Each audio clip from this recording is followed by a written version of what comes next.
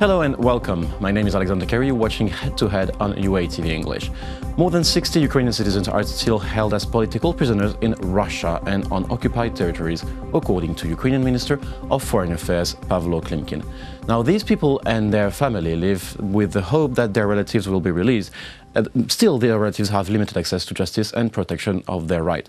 So what are the actions to be taken for freeing Kremlin's hostages? Joining us in the studio to talk about this topic is Krasimir, Yankov, a researcher of Amnesty International in Ukraine. Thank you for joining us. Thank you. So, what are the most recent cases of people taking hostages and prisoners, political prisoners, taken by Russia? Well, as far as we know, and we receive our information, of course, as everyone else does, from mass media whenever such an occasion happens.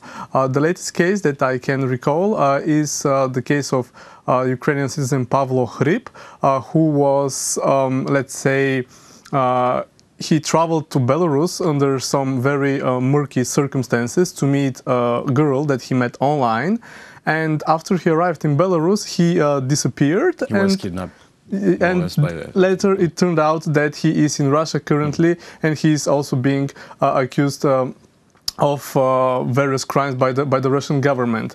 And in the case of Pavlo Hryb specifically, Amnesty International does have some very severe concerns about his health and safety and well-being, because we know from his family, to which we talked here in Ukraine, that he has medical conditions, pre-existing medical conditions, which require day-to-day treatment. And as far as we know, after talking to the lawyer who visited Pavlo Hryb and the Ukrainian consular, that he is not receiving the needed medication, the needed treatment that he requires. So we have concerns about his health and safety. But Amnesty International has focused most of its resources on the people who are being prosecuted by the de facto Russian authorities in occupied Crimea.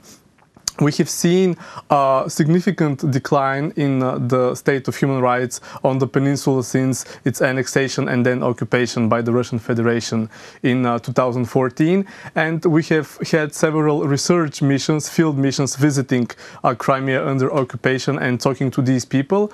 And unfortunately, we see that the Crimean Tatar population, which lives there, has been disproportionately affected by... Targeted. Targeted. By the de facto Russian authorities, and we have seen dozens upon dozens of house searches and morning raids in places where Crimean Tatars predominantly live.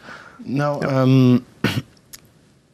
does the case of Pavlo Hryb and the Crimean Tatar cases, where they're accused of terrorism and Pavlo Hryb is accused of other charges, is there a conclusion to draw here?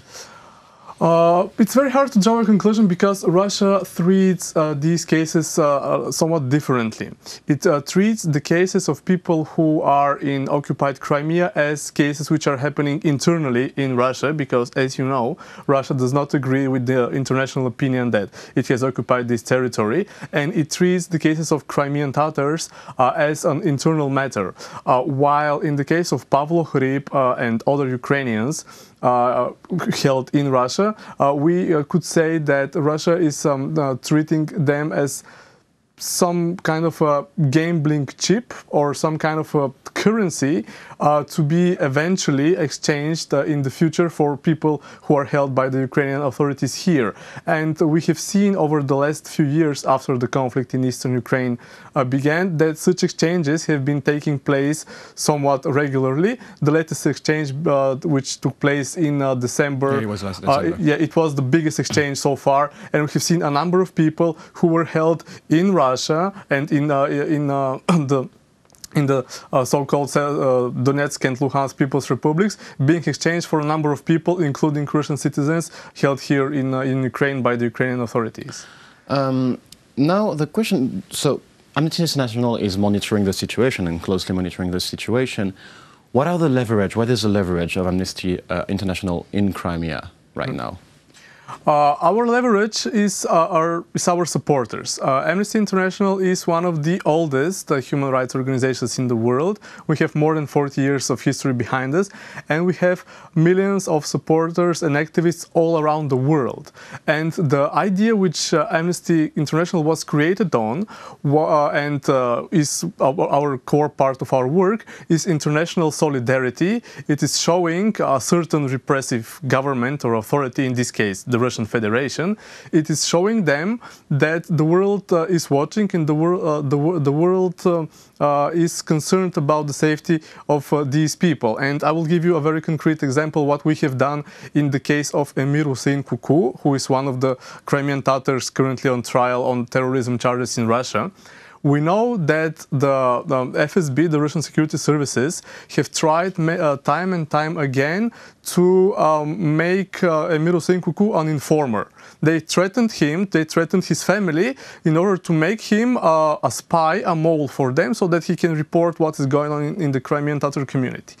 And they have went as far as targeting his son, Bekir, who at the time was only 9 years old.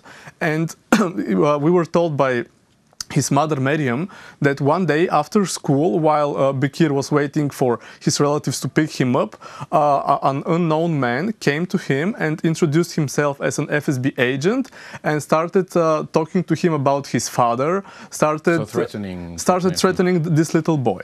And after we found out about this case, and the family itself, they complained to the local police, to the de facto Russian police, but instead of investigating this very worrying accident, the local police actually started an investigation against his mother on the family and following the de facto Russian authorities. Yeah, guideline. Exactly. And what we did is we publicized this case. We made the so-called urgent action, which is one of our most typical ways of acting. And we told our supporters, these hundreds of thousands and millions of people all around the world, all of this information is available online in many different languages, Russian, Ukrainian, English, all of the major world languages.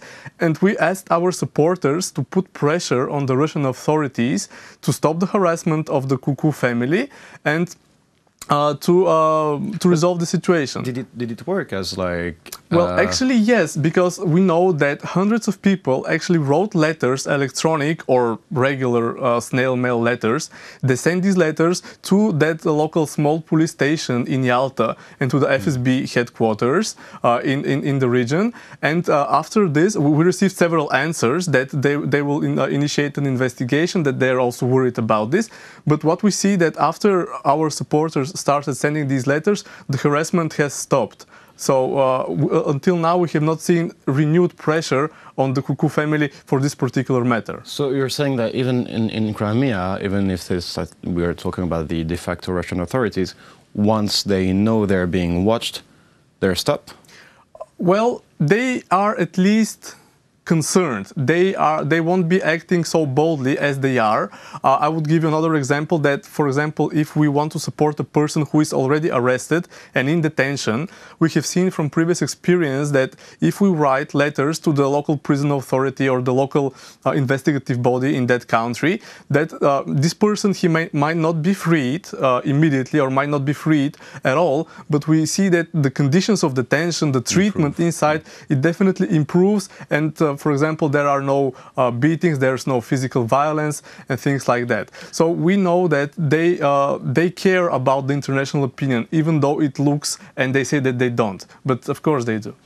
Now, next question would be, so that's for the communication tools to attract attention.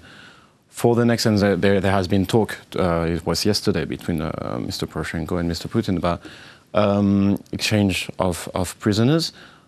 On these exchange, what are the tools that Amnesty International can Amnesty International have leverage on these political exchange, and I would say behind the curtain exchanges? Mm-hmm. Well, Amnesty International is a human rights organization, and as you rightly said, this is very much part of the political process. So the main actors who should be, and they are negotiating, are the Ukrainian authorities and the Russian authorities. However, if in certain cases we see some severe human rights violations. For example, as I mentioned earlier, the case of Pavlo Hryb and his lack of adequate medical treatment. Yes, we could again ask either our supporters to put pressure on the Russian authorities, and we have actually done that in the case of Stanislav Klich, who is yet another Ukrainian detainee in Russia. But another way of acting for us would be international lobbying, international advocacy, because Amnesty International does have representatives in all of the major European capitals. It has representatives with all of the major international organizations. And just today, I will share a small detail from our work. We were asked by UNESCO to make a written submission of our concerns about the situation in Crimea specifically. So, of course, we are sending them everything that we have. And that's yet another way to ask these organizations and these governments on their behalf, on the diplomatic level, to put pressure in a certain case to resolve a certain issue. So, to sum up and to conclude this interview, is like this internal pressure coming from activists on the field helps external pressure and external leverage on this on the international. Exactly, that's how Amnesty International works. Well, thank you very much. It was a pleasure to have you in the studio to talk about this hostage and political prisoner situation. Thank you. That was Krasimir Yankov from Amnesty International. Stay tuned for the rest.